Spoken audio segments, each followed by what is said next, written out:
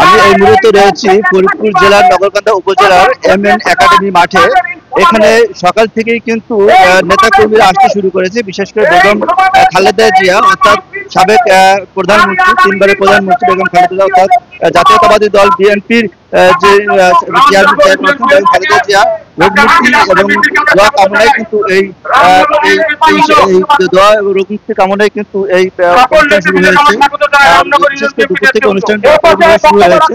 বিশেষ করে এই অনুষ্ঠানের যিনি রয়েছেন সম্পাদক রহমানের অর্থাৎ তার আয়োজনে কিন্তু এই অনুষ্ঠানের আয়োজন করা হয়েছে। আমরা এই মুহূর্তে কথা বলবো এই অনুষ্ঠানের যারা আমাদের মাঝে উপস্থিত আছেন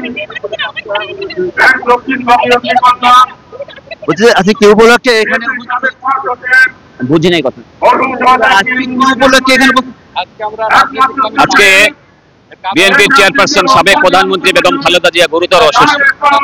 তিনার সুস্থতা কামনায় আজকে নগরকান্দায় বিএনপি আয়োজিত দোয়া মাহফিল, তার দোয়া অনুষ্ঠানে আমরা জেলা নেতৃবৃন্দ উপস্থিত হয়েছি।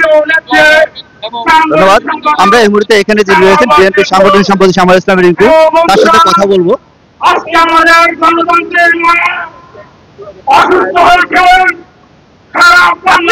সারা পৃথিবী জানে যে দেশের বেগম খালেদা জিয়া অত্যন্ত অসুস্থ অবস্থায় আছেন। উনি ওনাকে সুচিকিৎসা উন্নত চিকিৎসার জন্য বাইরে নিয়ে যাওয়ার কথা। তো ওনার দেশবাসী ওনার জন্য দোয়া করছেন, সারা পৃথিবী ওনার জন্য দোয়া করছেন। আজকে নগরকান্দা সালতায় আমাদের নির্বাচনী এলাকায় বিভিন্ন জায়গা থেকে নগরকান্দা উপজেলায় মানুষ এসেছে, হাজার হাজার মানুষ এসেছে ওনার সাথে দোয়া করার জন্য। অনেক অনেক নারীরা, অনেক মা বোনেরা এসে ওনার জন্য দোয়া করার জন্য। সেই আজকের এই সমাবেশটা বেগম খালেদা জিয়ার জন্য দোয়া মাহফিলের সমাবেশ। আজকে আমরা ওনার দেশনেত্রী বেগম খালেদা জিয়া বাংলাদেশে একজন অভিভাবক হিসেবে পরিণত হয়েছে। ওনার সারা জীবনের সংগ্রাম, গণতন্ত্রের জন্য সংগ্রাম, স্বৈরাচার বিরোধী সংগ্রাম, ফ্যাসিবাদ বিরোধী সংগ্রামে উনি যত ত্যাগ করেছেন এবং একটা প্রতিহিংসামূলক মিথ্যা মামলায় ওনাকে যেভাবে জেল খাটানো হয়েছে, ওনার শারীরিক অবস্থার আরো বেশি অবনতি হয়েছে। আজকে দল মত নির্বিশেষে, ধর্মবর্ণ নির্বিশেষে কিন্তু সবাই ওনার জন্য দোয়া করছেন যাতে উনি আবারও সুস্থ হয়ে মানুষের মাঝে ফিরে আসতে পারেন। ওনার দেশপ্রেম, ওনার মানবিক গুণাবলী, ওনার দেশের প্রতি আনুগত্য এবং দেশের মানুষের প্রতি ভালোবাসা ওনাকে দেশের একজন অবিসংবাদিত নেতা হিসেবে পরিণত করেছে।